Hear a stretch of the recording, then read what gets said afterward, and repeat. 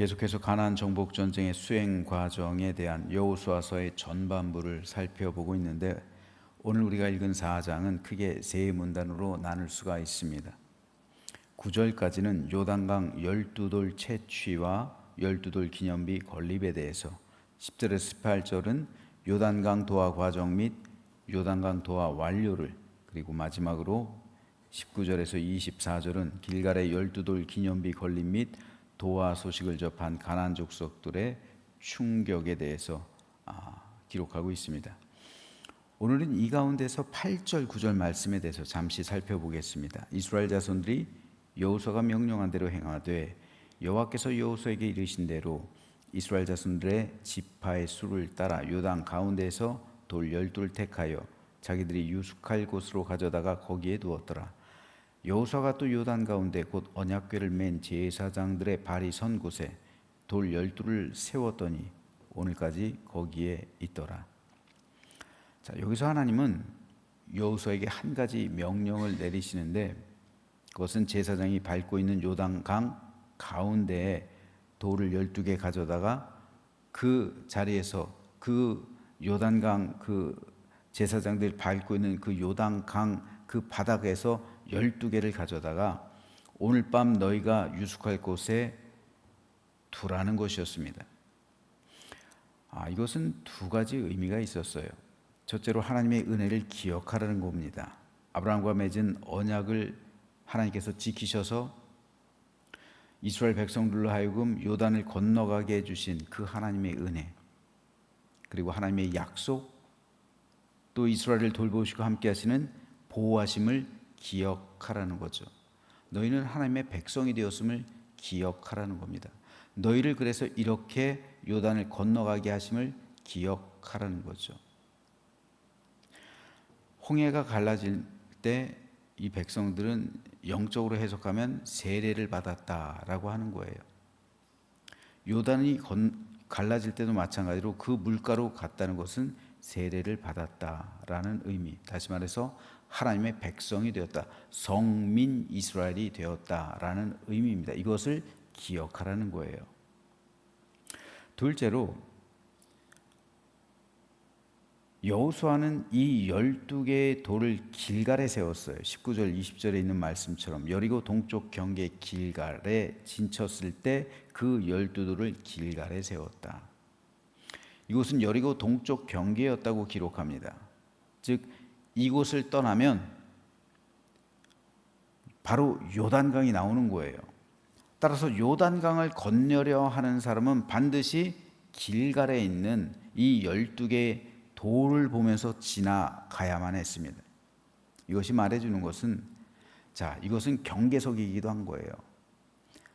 즉 이곳을 지나가면 이방 땅이다 라는 경계, 즉 국경의 표시라고 할 수가 있습니다. 하나님의 은혜와 보호하심은 하나님께서 주신 가나안 땅 안에서 가능한 거죠. 하나님의 돌보심은요. 그런데 사람들은 그 룻기에 보면은 룻의 남편이 흉년을 피해서 모압 땅으로 가잖아요. 그곳은 하나님의 은혜가 흐르는 곳이 아니죠. 모압은 이방신의 땅이에요. 그모스를 섬기는, 그렇죠? 이방인의 땅이에요. 이방인의 땅에서, 물론 룻이 결과적으로 잘 되긴 했습니다만 이방 여인들과 결혼을 하죠. 그런데 룻의 가정은 룻이 있었기 때문에 그나마 나은데, 대부분의 가정들은 그런 룻과 같은 사람이 없어요. 드물잖아요. 흉년을 피해서 이방 땅으로 가고, 사업을 위해서 이방 땅으로 가고, 먹을 거를 위해서 이방 땅으로 가고, 자기의 유익을 위해서 이방 땅으로 가고, 심지어는 며느리를 구하기 위해 이방 땅으로 가고, 그 경계석이 되는 것이 바로 이 길갈에 세워져 있는 12개의 돌입니다. 여기를 벗어나는 순간 하나님의 보호하심이 떠난다. 경각심을 가지라는 거예요.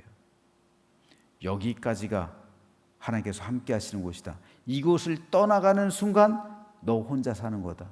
이런 의미입니다. 하나님께서 그래서 요단강 길갈 곁에 이 기념비를 세우라 말씀하셨던 거예요. 하나님의 은혜는 하나님의 그 법적인 테두리 안에서만 하나님께서 주시는 것이지, 그 12개의 경계석, 그거를 벗어난 상태에서 그거를 구하면 안 되는 거예요. 우리 그리스도인들도 지금도 마찬가지입니다. 지금도 그 경계석이 되는 게 뭘까요? 십자가잖아요. 십자가 안에서 누리는 하나님의 은혜와 사랑과 축복. 근데 그리스도인들이라고 하면서도 십자가를 벗어난 그런 행위에서 복을 구할 때도 많아요. 십자가와 상관없는 복, 십자가를 벗어난, 마치 이스라엘 백성들이 요단을 건너서 이방 땅으로 가서 거기서 자기의 유익을 구하는 것처럼 십자가를 벗어난 그러한 유익을 구하는 데선 하나님의 평강이 있을 수 없다라는 것을 우리는 알 수가 있습니다. 그런데 여기서 한 가지 더 중요한 게 나오는데, 하나님께서는 분명 길갈, 그러니까 요단강가에다가 12개 돌을 취해서, 12개는 이스라엘 12지파를 상징하니까요, 그래서 여기다 세우라고 말씀했는데, 명령했는데, 그런데 여호수아는 여기에 더해서 한 가지 명령을 더해요. 바로 언약궤를 맨 제사장들이 서 있는 요단강 한복판, 그곳에도, 그 바닥에도 돌 12개를 세우라 명령하는 거예요. 똑같은 돌을 여기에도 세워라. 이건 하나님의 명령이 아니에요. 이것은 여호수아 개인이 내린 명령이에요. 자, 그렇다면 왜 여호수아는 하나님께서 명령하지도 않았는데 12개의 돌들을 요단강 바닥에 세우라 명령했을까요? 그 중요한 이유가 있습니다. 사실 여호수아는 모세 행위를 따라한 거예요. 모세 역시 시내산에서 하나님의 십계명을 받았을 때 똑같은 행동을 했어요. 출애굽기 24장에 보면요, 모세가 여호와의 모든 말씀을 기록하고 이른 아침에 일어나 산 아래 제단을 쌓고 이스라엘 12지파대로 12기둥을 세웠다. 십계명을 받을 때, 하나님과 언약을 맺을 때 모세는 이스라엘 12지파대로 돌로 12기둥을 쌓아놨던 것을 볼 수가 있어요. 이것은 하나님께서 시킨 게 아니에요. 모세가 행한 거예요. 이것은 하나님과 맺은 언약을 상징하는 거예요. 여러분, 돌의 속성이 뭡니까? 돌은 변하지 않아요. 그리고 영원해요. 영속성. 즉 하나님과 맺은 언약은 불변하고 영속성이 있다, 즉 영원하다는 것을 모세는 돌 기둥을 세움으로 표현했던 겁니다. 여호수아 역시 마찬가지고, 야곱도 그래요. 야곱도 돌 기둥을 세웠잖아요. 베델에서. 그리고 걷다 기름을 붓죠. 이게 돌이 상징하는 게 영속성이기 때문에, 불변성, 영속성이기 때문에 그런 거예요. 돌은 그래서 사람들이 신성시 여겼던 거예요. 그래서 돌로 제단을 쌓는 거예요. 돌이 갖는 속성, 불변하다. 하나님의 약속은 불변하다. 그리고 영원하다. 이거를 말해주는 겁니다. 모세가 이것을 표현했잖아요. 그래서 여호수아도 모세를 따라서 하나님과 맺은 언약은 불변하다. 그리고 영원하다라는 사실을 표현했던 겁니다. 자, 그런데 여호수아가 모세를 따라서 이 12개의 기둥을 세운 것, 이거 좋은데, 그런데 왜 여호수아는 그 돌 기둥을 요단강 바닥에다 세웠을까요? 지금은 제사장들이 밟고 있으니까 요단물이 세워져 있잖아요. 저 벽이 돼서. 그런데 제사장들이 올라오는 순간 어떻게 돼요? 요단물이 다시 덮이잖아요. 그럼 돌은 안 보여요. 그런데 왜 보이지도 않는, 물에 잠기면 보이지도 않는 그 돌들을 왜 강 바닥에다 놓으라고 했을까요? 자, 그 이유가 있어요. 건기 때가 되면요, 이스라엘 요단강은 상당히 얕아요. 그래서 건기 때가 되면은 돌들이 드러날 때가 와요. 우기 때는 안 보이지만 이것을 통해서 이스라엘 백성들은 확인하는 거예요. 돌들이 흘러가지 않았구나. 물에 잠겨 있을 때는 보이지 않죠. 하지만은 물에 잠겨 있다고 해도 돌이 없는 게 아니에요. 돌은 물에 잠겨 있기는 하지만 그래도 있는 거예요. 이 물은 세차게 흐를 때가 있죠. 우리 인생에도 이 환난, 풍파가 진짜 굉장히 다가올 때도 있어요. 그런데 그렇다고 해서 하나님의 약속이 사라진 게 아니란 말이에요. 여전히 그 세차게 흘러가는 그 물줄기 밑에는 하나님의 언약이 있는 거예요. 여전히 아무리 환난과 고난과 역경이 있다 할지라도 그 아래에는 하나님의 은혜가, 하나님의 언약이, 나를 향한 하나님의 약속이 있는 거예요. 이걸 상징하는 거예요. 그리고 어느 때 그걸 다시 발견해요? 건기 때가 되면요. 내 인생이 좋아질 때가 있잖아요. 내 인생이 다시 펼 때가 있잖아요. 맨날 비만 오겠습니까? 맨날 우기겠어요? 건기도 있잖아요. 그때 확인하는 거예요. 아, 하나님의 은혜가 나를 지켰구나. 하나님의 사랑이 나를 돌보셨구나. 그거를 강바닥이 드러날 때 다시 한번 확인하게 되는 거예요. 여전히 그 자리에 있는 거예요. 이게 믿음입니다. 믿음을 재확인하는 거예요.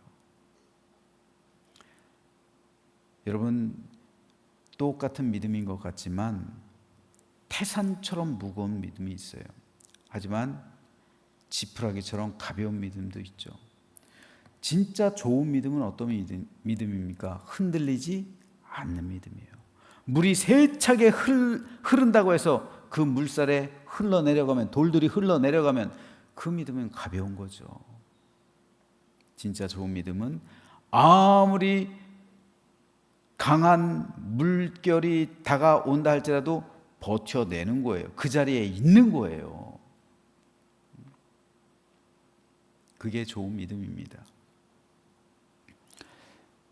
바울은 이에 대해서 또 다른 관점에서 이렇게 말하고 있어요. 만일 누구든지 금이나 은이나 보석이나 나무나 풀이나 짚으로 이 터 위에 세우면 각 사람의 공적이 나타날 터인데 그날이 공적을 밝히리니 이는 물로 나타내고 그 불이 각 사람의 공적이 어떠한 것을 시험할 것임이라. 바울은 심판날에 하나님께서 각 사람의 믿음을 불로 시험하실 것이다 말했어요. 그런데 그 믿음이, 내 믿음을 나무나 풀이나 짚으로 내 믿음을 건설해 놨으면 불에 견디지 못하고 타버린다는 거예요. 그러니까 그 믿음을 발견할 수 없다라는 것이죠.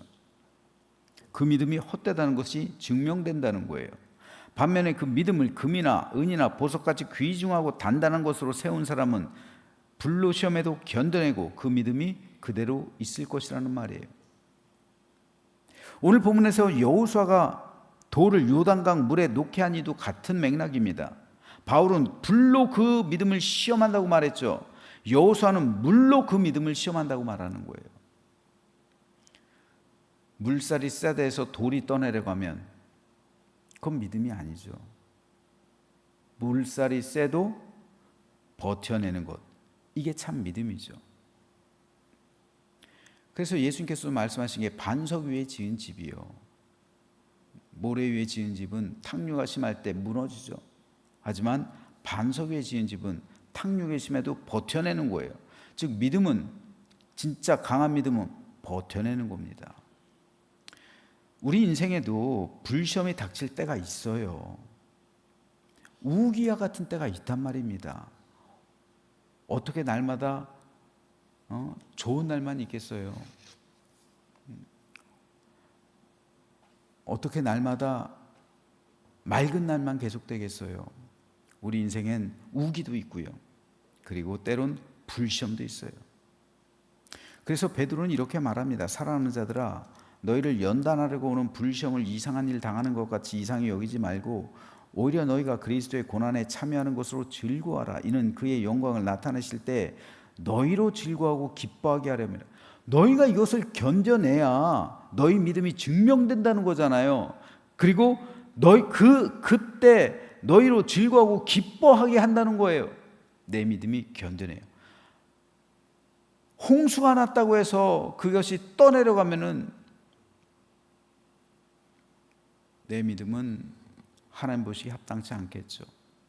중요한 것은 그럼에도 불구하고 하나님의 은혜가 그 홍수 가운데서도 그 밑바닥에는 있다는 사실, 오늘 우리는 깨달으면서요, 우리의 진짜 중요한 믿음은 바로 그 어려움과 시험 가운데서도 버텨내는 믿음.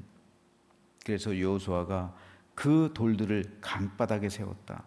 하나님의 은혜가 아무리 물이 흐르고 홍수가 난다 할지라도 하나님의 은혜는 그 가운데 있을 것이고, 그리고 그것을 버텨낸 믿음, 이것을 증명해 보이기 위해서 여호수아가 이러한 믿음을 보여주었다라는 사실을 우리가 믿으면서, 이런 말이 있더라고요. 살아있는 물고기는요, 물살을 거스른대요. 근데 죽어있는 물고기는 물살에 내려간대요. 우리의 믿음, 살아있는 믿음이 되어야 할 줄로 믿습니다. 그래서 우리 하나님께서 인정하시는 좋은 믿음이 되어서 베드로처럼 그날에 즐거워하고 기뻐하는 우리 모두가 되시기를 주님의 이름으로 축원합니다.